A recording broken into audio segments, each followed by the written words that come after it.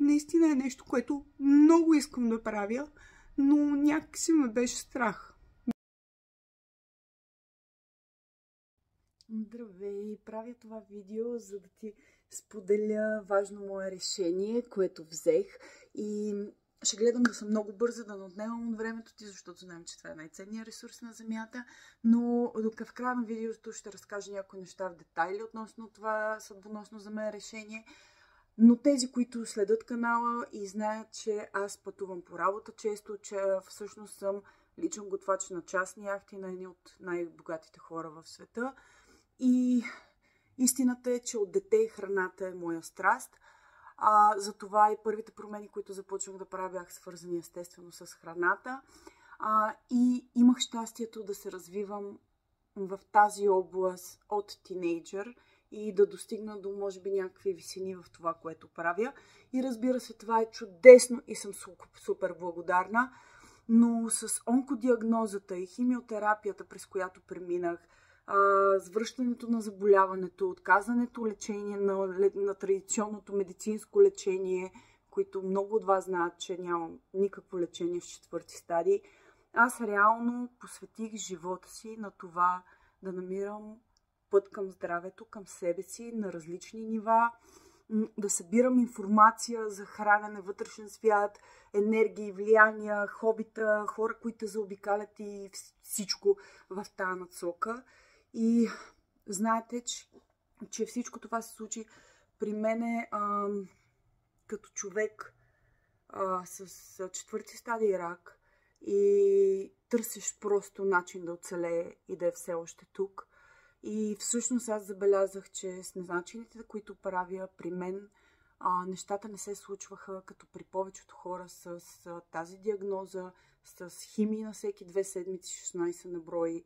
Аз реално с всяка следваща химия се оправях, а повечето хора знаете, че падат и, как да кажа, не са добре.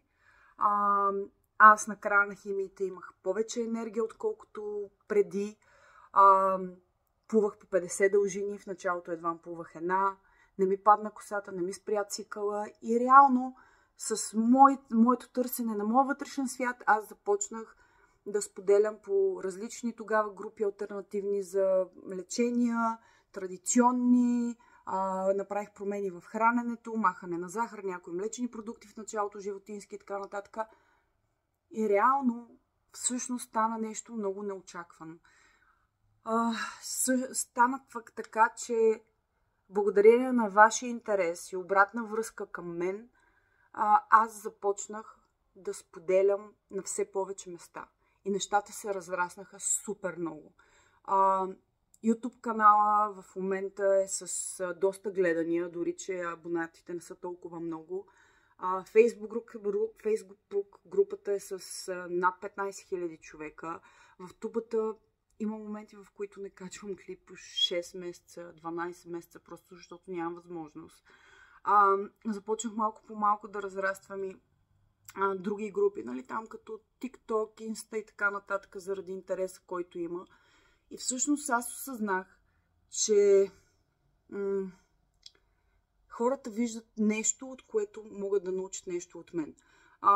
В началото може би почна да споделя малко информация, нещо, което ми се е случило и някъде някой може би да намери нещо по пътя си или пък всъщност да го изключи от пътя си. Но стана така, че аз с разрастването на тези платформи, на този интерес, който вие имате, аз малко или много изпитвам някаква отговорност и може би се чувствам дори зле, че нямам възможност да отговарям на всички, да давам информацията, от която искам да дам. В един момент видях, че даже давам надежда на някои хора по пътя им с нещата, които споделям. Или по-скоро те намират надежда, че в нещата, които правя, ще намерят нещо за себе си. Истината е, че аз знам какво е да си от другата страна.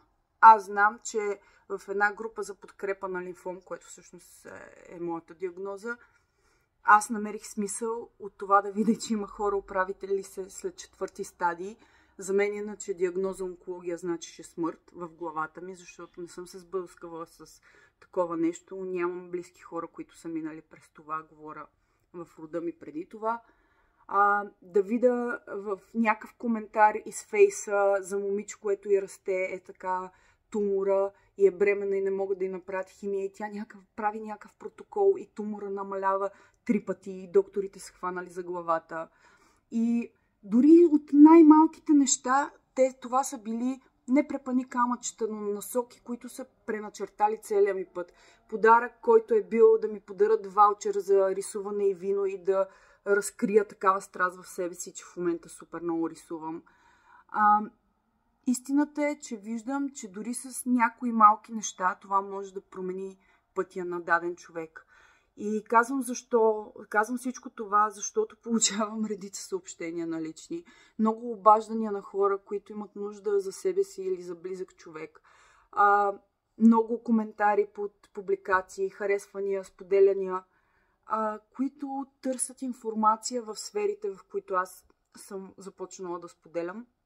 И истината е, че аз нямам възможност да отделям това време и енергия, за да навляза в дълбочина в тези неща. И много мислех и се разкъсвам върху това, между това да намеря баланса, с това да давам от това колкото бих искала. Това всъщност, което всъщност смятах, че е мое хоби. Начина ми на живот, който се променя константно и постоянно.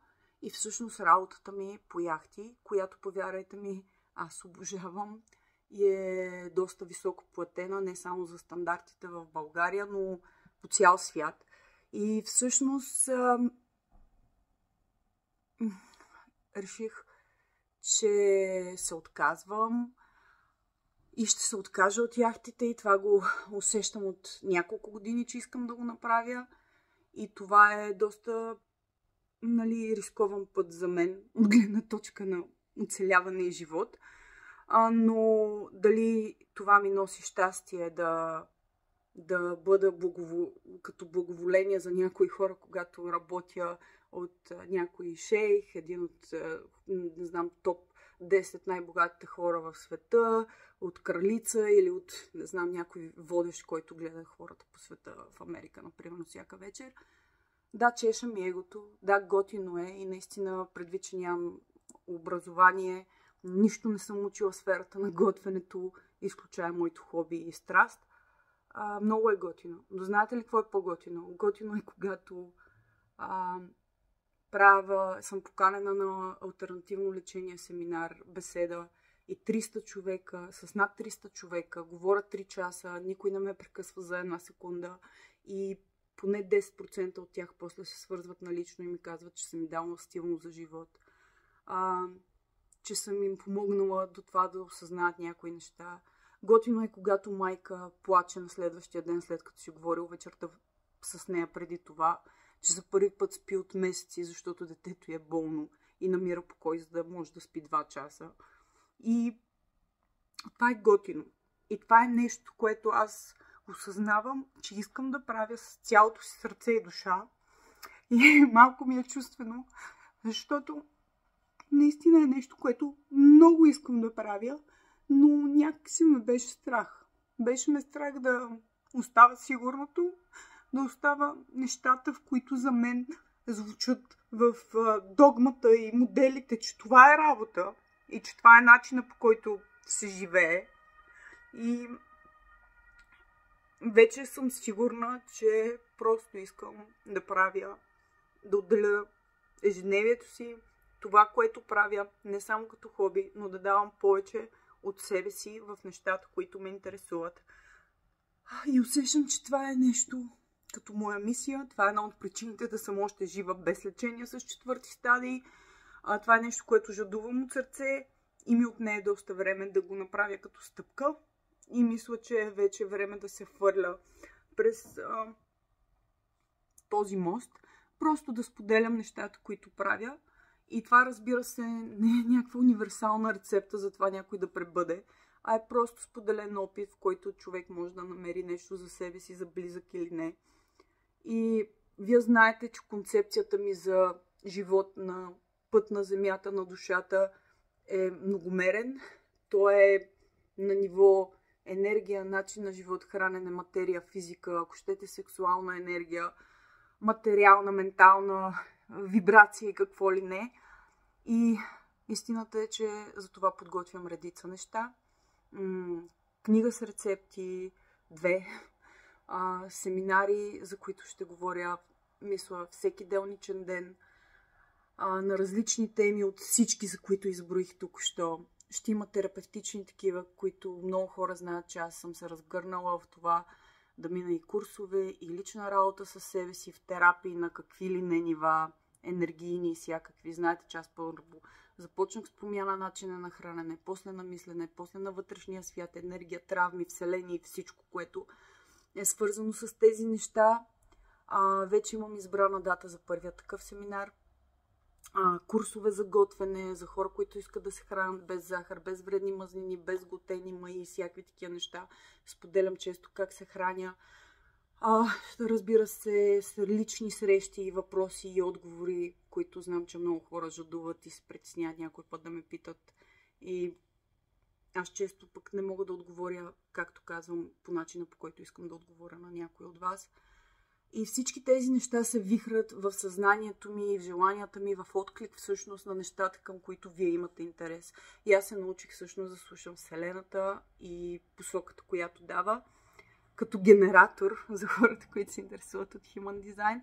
Затова ще съм ви благодарна, може би в коментар да ми кажете какво точно ви интересува най-много, за да се насоча. И това, което искам да кажа е, че в петък, 17 на 10 от 10 часа, ноември месец сега, ще направя първият като среща, закуска на кафе сива, беседа, семинар.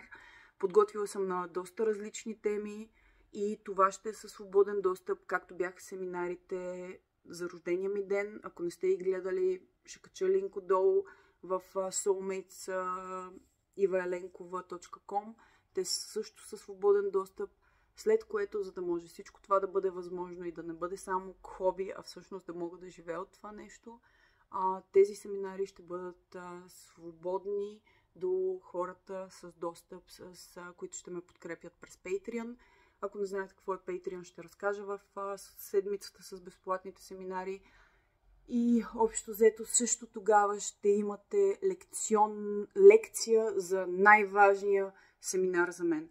И това е нещото като компилация, което съм направила от последните 3 години за работа в Азаси, с всичките видове методи, да било то хранене, регресия, радиестезии, констелации, родови терапии, прани, мрани, всичко, което съм правила. За мен пътя към вътрешния свят минава през едно нещо и вие ще имате тази тема на свободен достъп, теоретичната част в седмицата, която започва от петък, всеки делничен ден, от петък до следващия четвъртък. И тогава ще ви разкажа теоретичната част на тези неща. Допълнителна информация, малко по малко, всеки ден тогава. Прекрасна вечер ви желая и това е нещото ново, което ще се случва.